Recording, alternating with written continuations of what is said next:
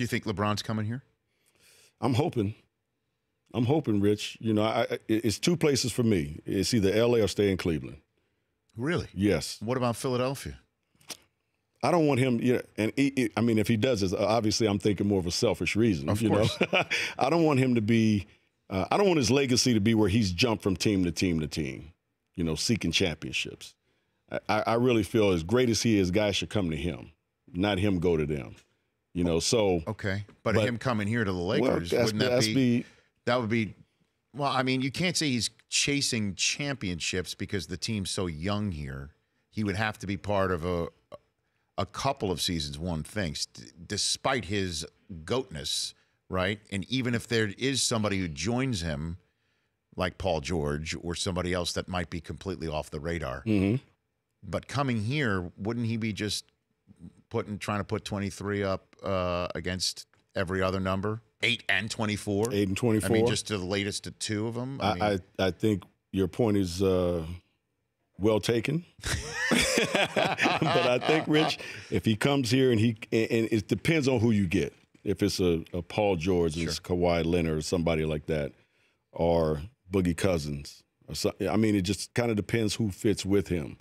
Then I agree with you. It might take a year or two because then you have to get somebody else to go along with that group. So the core here in Los Angeles with the youngsters that they have are developing nicely. And if you can add two pieces like the two that we just talked about, and then the next year add another one, then I think they have a chance to win a championship. A couple more minutes left with Byron Scott, three-time NBA champion, again, 15 seasons in the NBA head coaching spot, and then 14 seasons in the NBA as a player.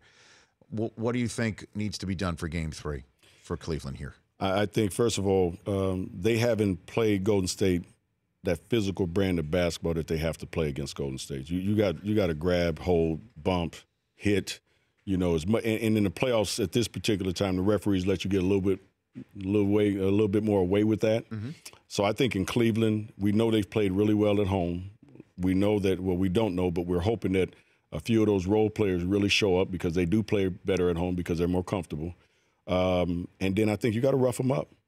You got to rough them up. I think you might have to go to a couple of guys on the bench that you haven't played or haven't played much to see. How about 3 words for you? Activate Kendrick Perkins. That wouldn't be a bad idea because, you again, when you want to rough him up, he's a guy that can rough him up. But the flip side of that is when he's on defense and Golden State is coming down, they're going to put him in every single pick and roll. And there's no way in this world that he can guard Steph Curry on a pick and roll if they switch. There's no way he can guard Kevin Durant and Klay Thompson. So you're going to have to give up something if you activate him.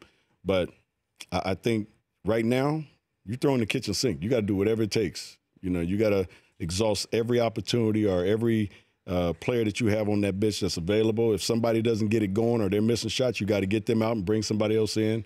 And you got to see who's going to join LeBron James in this quest to win this game, because this is Game 7 for them. It really is. Game 3 is Game 7 for Cleveland. They lose this game, this series is over. And last one for you. Use the word exhaust. It made me think of asking this question. Ty Lue, as we all know, had to take a break this year. Right. Talking about losing sleep, just wasn't eating right. You spent all those years as an NBA head coach. Can you relate to that? Yeah. I mean, you wake up in the middle of the night, thinking about the game that you just had, adjustments that you probably should have made or that you didn't make, that you could have made. What you're going to do the next day in the film session, how are you going to approach your team? I mean, all those things, keep you up at night. Now you got to think about your opponent as well.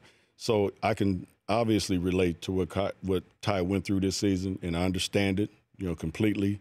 And everybody thinks of this job as being such a glamorous job. But when you're in the position that he's in with the player that he's coaching, LeBron James, one of the greatest of all times, it's added pressure on you as a coach.